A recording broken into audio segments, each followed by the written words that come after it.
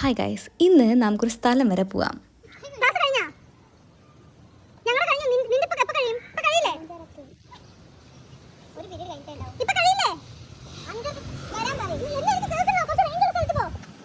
ഇന്ന് നമ്മുടെ ക്ലാസ് നേരത്തെ വിട്ടതുകൊണ്ട് തന്നെ എങ്ങോട്ടേലും പോകാന്നുള്ള പ്ലാനിൽ നമ്മൾ ഓറോ ബീച്ചിലോട്ട് പോകാമെന്ന് വിചാരിച്ചു. നമ്മുടെ ഒപ്പമുള്ള വേറെ ഡിപ്പാർട്ട്മെൻറ്റിലുള്ള ഒരു കുട്ടിയുണ്ട്, അവളെ ക്ലാസ്സും കട്ട് ചെയ്യിപ്പിച്ചിട്ടാണ് നമ്മൾ പോകുന്നത്. ഇവിടെ യൂണിവേഴ്സിറ്റീൻ്റെ അടുത്ത് ഓറോ ബീച്ച് എന്ന് പറഞ്ഞൊരു സ്ഥലമുണ്ട്. അവിടെ നല്ല അടിപൊളി ഫിഷ് ഫ്രൈസ് ഒക്കെ കിട്ടും. അപ്പോൾ അതും കൂടെ കഴിക്കാന്നുള്ളൊരു പ്ലാനൊക്കെ വെച്ചിട്ടാണ് നമ്മൾ ഈ പോണേ.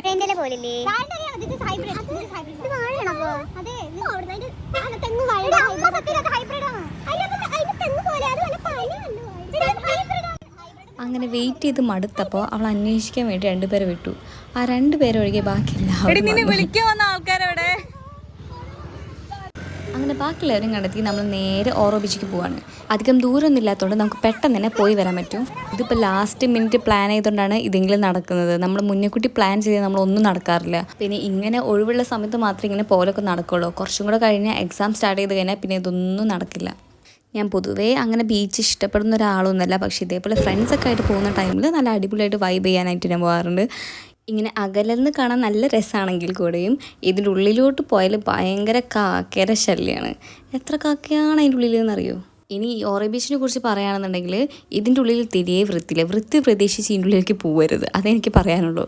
പിന്നെ അത്യാവശ്യം അഫോർഡബിൾ റേഞ്ചിന് ഇവിടെ ഫിഷ് ഫ്രൈസ് ഒക്കെ കിട്ടും. പിന്നെ ഇവിടെ നല്ല ഷെൽ കളക്ഷൻ കിട്ടും, നല്ല ഷെല്ലുകളുണ്ട്. നമ്മൾ ശരിക്കും തപ്പിപ്പിടിച്ച് നോക്കിയാൽ നല്ല അടിപൊളി വെറൈറ്റി ഷെല്ലുകളൊക്കെ നമുക്ക് കിട്ടും. ഞാൻ ഇതിന് മുമ്പ് ഇവിടെ വന്നിട്ട് കുറേ ഷെല്ലൊക്കെ പറക്കി കുറേ ക്രാഫ്റ്റൊക്കെ ചെയ്തിട്ടുണ്ടായിരുന്നു. അങ്ങനെ നമ്മൾ വെറുതെ അവിടെ വെള്ളത്തിലൊക്കെ ചെറുതായിട്ട് കളിച്ച് അവിടുന്ന് കുറച്ച് വീഡിയോസൊക്കെ എടുത്ത് ഇങ്ങനെ നിന്നപ്പോൾ അവിടുത്തെ ഗാർഡ് വിസിലടിച്ചിട്ട് പറഞ്ഞു കയറാൻ പറഞ്ഞ്.